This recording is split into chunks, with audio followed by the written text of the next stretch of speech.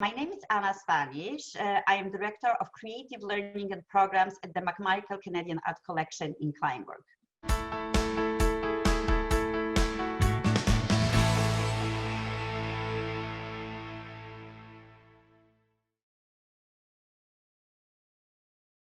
We are the world-known art collection. So it's definitely the art gallery itself. It's a wonderful asset that we have.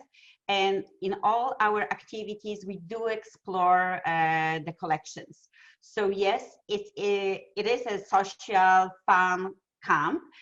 Children, they are interacting with each other, but around the art projects, and those art projects are connected to the McMichael collections. So that's one aspect, and that's one asset. Another one are the grounds. And usually our camps, they do happen outdoors as well. We have around 100 acres of the land, and it's beautiful. There's plenty of artwork, but also very exquisite natural features. So the campers, they have an opportunity not only to explore the art galleries, but also the outdoors. And a lot of activities, they are balanced between art and outdoor activities. So it's very, I would say, wholesome camp, like including all the aspects of the child development, but also giving an opportunity for kids to socialize and interact with each other. Definitely, it's better if children, they have some interest in art, but not necessarily. We have a lot of campers, they come because there's like 3 children in the family and only one who is the art lover. But then later along the program, they are actually becoming art lovers as well. So the camp is really directed to everyone. And because of the like multitude of the interests that we have in the gallery, so it can really satisfy any taste. So even those very active boys, they will find their fit at the McMichael, because we do have this outdoor programming, but then we do have also art activities that are very often very kinetic as well. So it's not necessarily very static, just art-based studio, but there's a lot of interaction and a lot of installations, a lot of really neat projects that they are very much involving all the skills of children. It's more structured. We do have certain times when the kids, they have more freedom to shape exactly what they are doing and what activities they are engaging into. However, there is a certain structure. There is always a visit to the gallery. So the kids, they can actually go through the collections with the instructors. They explore through the guided viewing some of the artworks. They do some actually sketching activities in the galleries as well. And then there is a part in the studio when they have the hands-on art making activities. And then there's those activities outdoors or eventually exploration, some hikes. We do have also partnership with Toronto Region Conservation Authority and the Monarch Nation. So a lot of activities, they are actually nature oriented as well. So it's a balance between art and exploration of the outdoors. So yes, there is a structure, but there is at a certain moment freedom when the kids, they can choose which activity they will engage into. They are quite experienced group, and we do have instructors in each group. Usually we had the groups of 15. That probably will have to be revised right now because of pandemics. So over the fall, we had the groups of 10. I don't know how this ratio will change. And each group has an instructor who is an experienced, has a teaching or counselor experience, and an assistant who is very much involved with the program delivery, but also with tending to the kids' needs.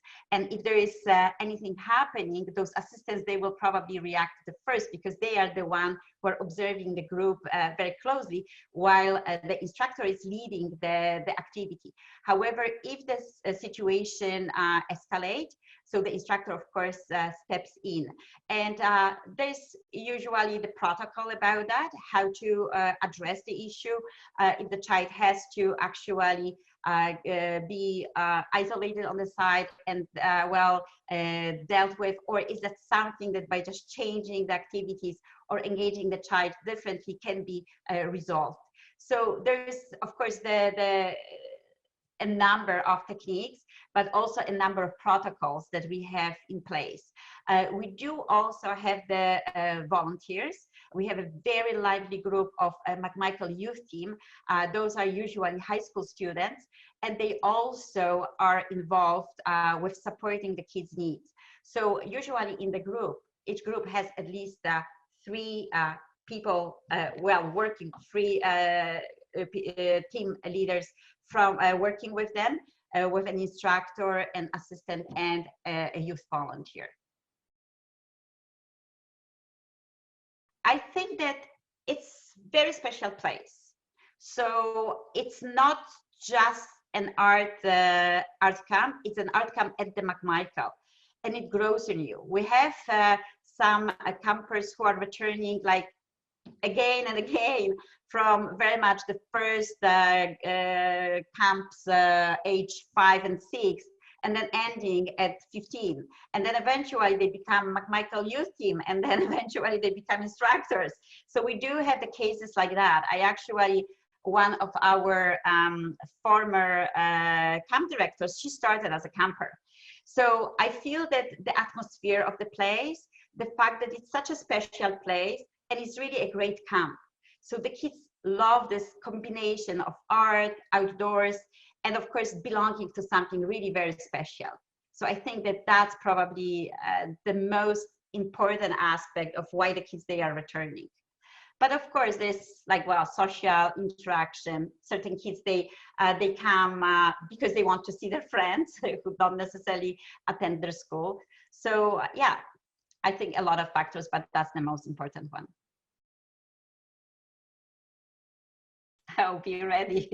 Be ready for action. So that means that be open to the experience, be open to meet other people, other campers, and to forge those friendships that they will last probably for years and maybe for a lifetime. But also be prepared. Have the bug spray, have the sunscreen, because we are going to outside, and please remember, we might be messy.